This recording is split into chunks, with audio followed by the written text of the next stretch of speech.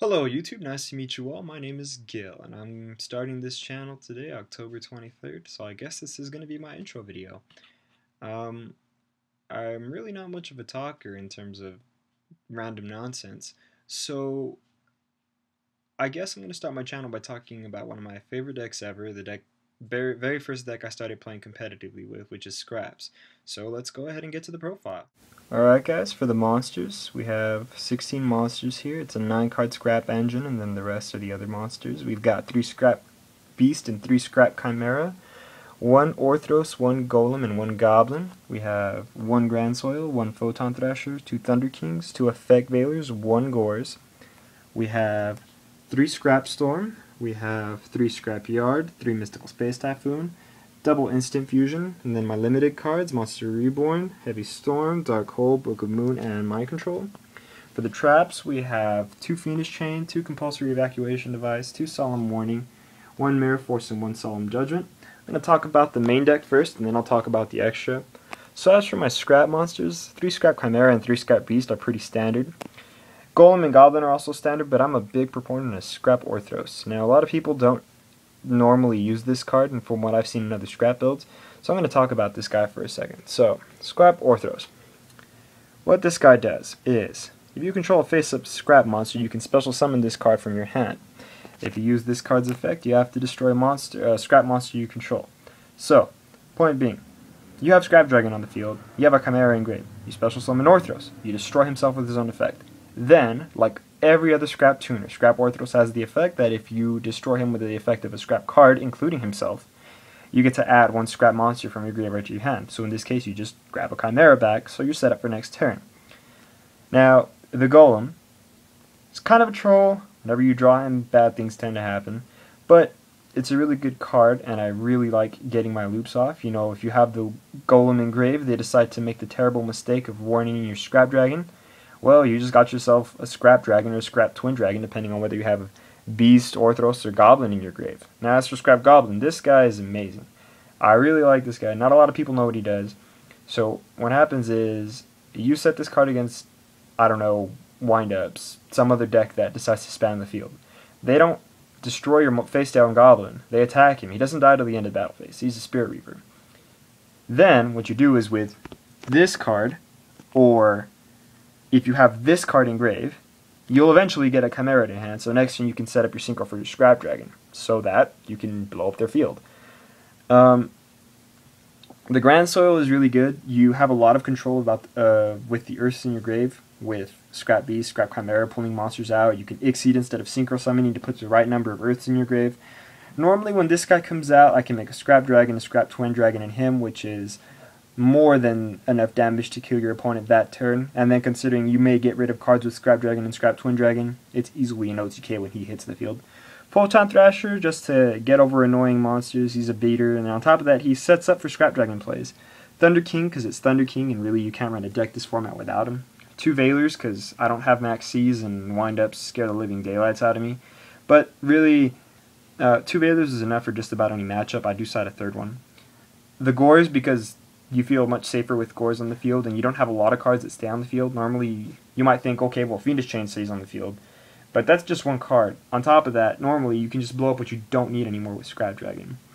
To the spells, we have 3 Scrap Storm, the best card in the deck. This card is basically my, analog to Forbidden Lands, in that I can save my monster from cards like Deep Prison and Mirror Force and other cards that would normally make me minus. I can usually plus off of it if I send, say, a Scrap Beast, send a Scrap Chimera, use Scrap Beast, get my Chimera back to my hand.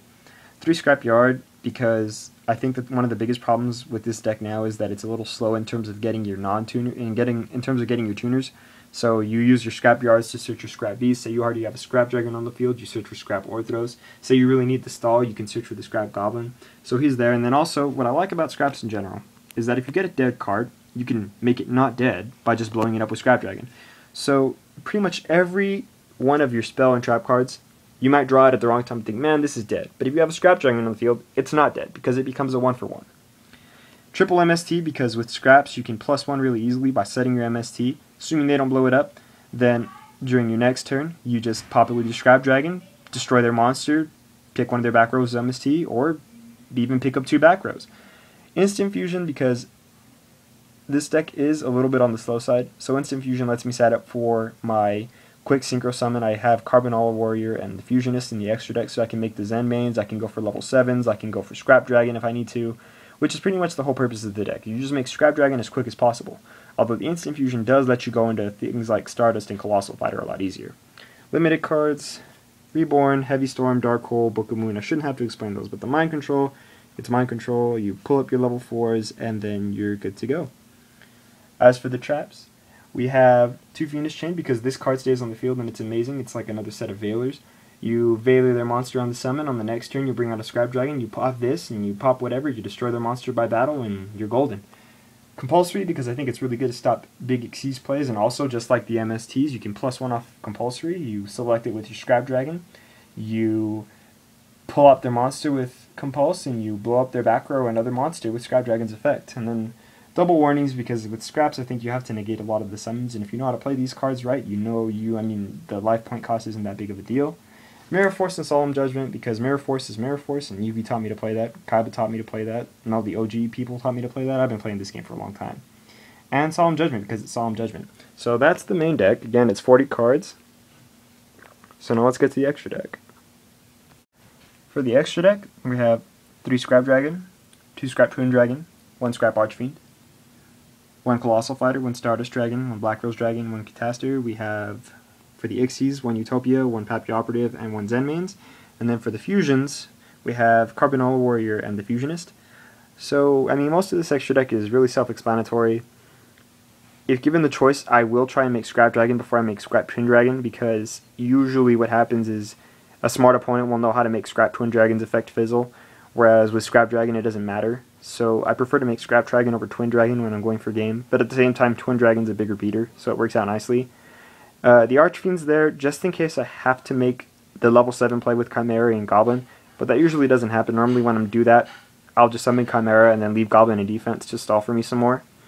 Colossal Fighter and Stardust, because they're good level 8s. Colossal Fighter is really, really funny. I hadn't made him in a very long time, and he was out of this extra deck for a really long time. But putting in the Instant Fusions and the Photon Thrashers and the Thunder Kings made me give him a second chance, and he's really pulled his weight. And Stardust as well. I usually never make Stardust, but when I do, he does work. Cue for most interesting man in the world meme. Black Rose Dragon and Catastor, because they're in there, and I have Veilers. And I have Scrap Goblin with Instant Fusion, and I have Scrap Beast with Instant Fusion, so Black Rose can come out when he needs to come out. The Xyz, Utopia, because he's good. Papal Operative, because that card is freaking fantastic. And Zen mains, because Zen mains plus Scrap Dragons equals pluses for days. So that's it, guys. Alright guys, well that was it for the profile.